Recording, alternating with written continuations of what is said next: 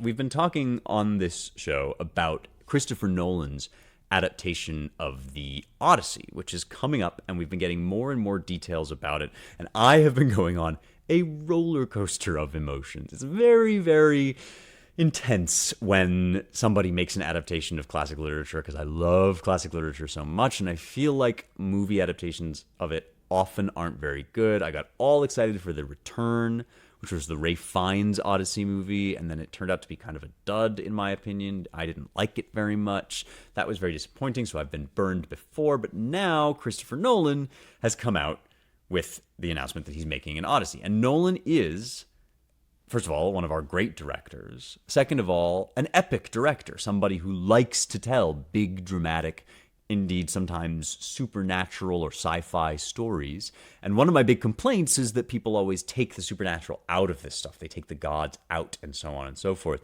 And so I've been watching like a hawk to see all the different news developments, and he's announced the different cast lists. And some people have been very down on it, just like automatically kind of poo-pooing anything that comes up.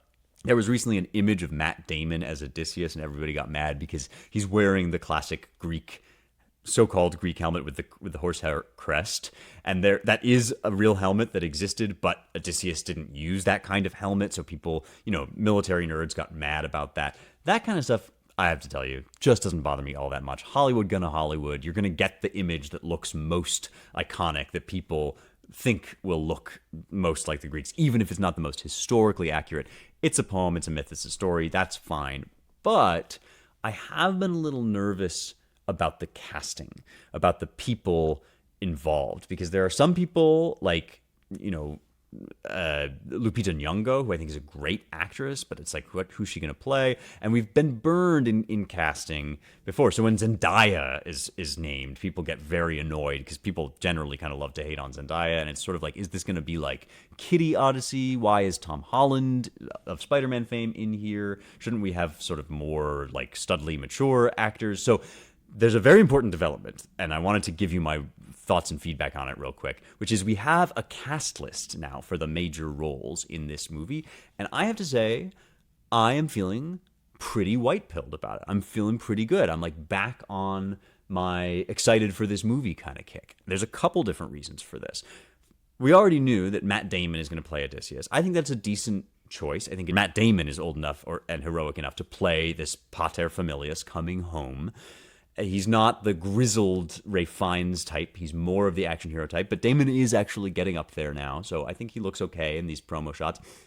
Very, very relieved to discover that Tom Holland is going to play Telemachus. There was some rumbling that he was going to have a very major role, which he may still. They may focus on the opening 4 books of the poem in which Telemachus plays a big role. But Tom Holland is the fresh-faced, young, coming-of-age kind of guy that we would want in that role, not in the role of Odysseus. So for a while, I was worried he was going to be Odysseus. We can set those fears to rest. Anne Hathaway is going to be Penelope. So this might be a bit of a divisive one. I'm not so sure, but I think Hathaway has just the right kind of willowy, longing, faraway look in her eyes to play Penelope. So I think it's especially good because it suggests that we're not going to get like feminist Penelope. We did sort of in The Return. We got Juliette Binoche as this strong, severe Penelope who sort of condemns her husband's warlike nature and just doesn't really fit with the actual story, which is literally that she is the picture of wifely fidelity and patience. And that's the corresponding kind of answer to Odysseus' manly daring do. So I like Anne Hathaway. Now, here's the really juicy one, and this is fascinating. Zendaya, the one that everybody's been kind of antsy about, is playing Athena. Now, on the micro level, not sure how I feel about this.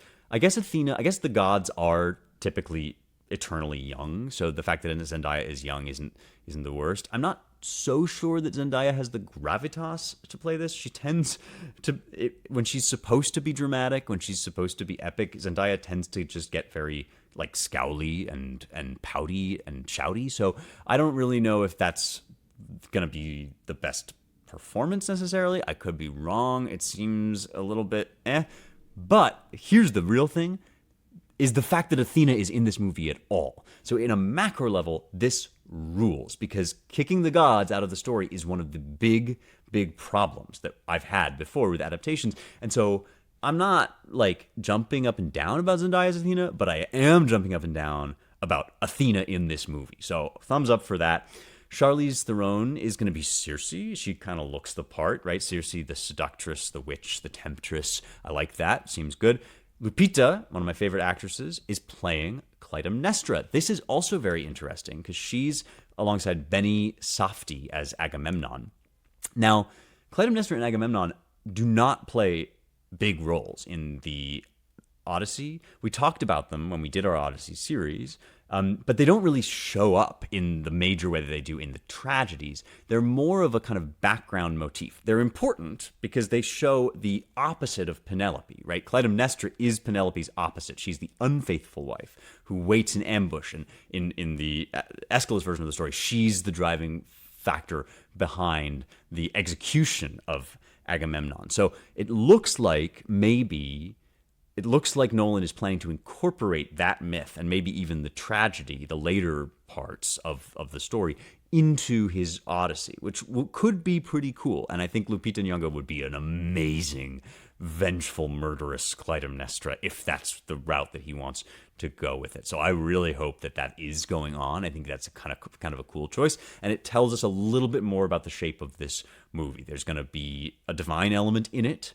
There's going to be more kind of embroidery from around the epic cycle and from the stories that are only mentioned in Homer. Generally speaking, I'm pretty happy with this cast structure. I think I'm still on the thumbs up train. Cautiously optimistic always, but it's 2025. It's Morning in America. Lame and depressing and desacralized versions of the classics were rejected at the ballot box. Instead, we're getting Christopher Nolan and Athena and Clytemnestra and all that good jazz. So, exciting news. Hopefully, won't be burned yet again, won't be disappointed.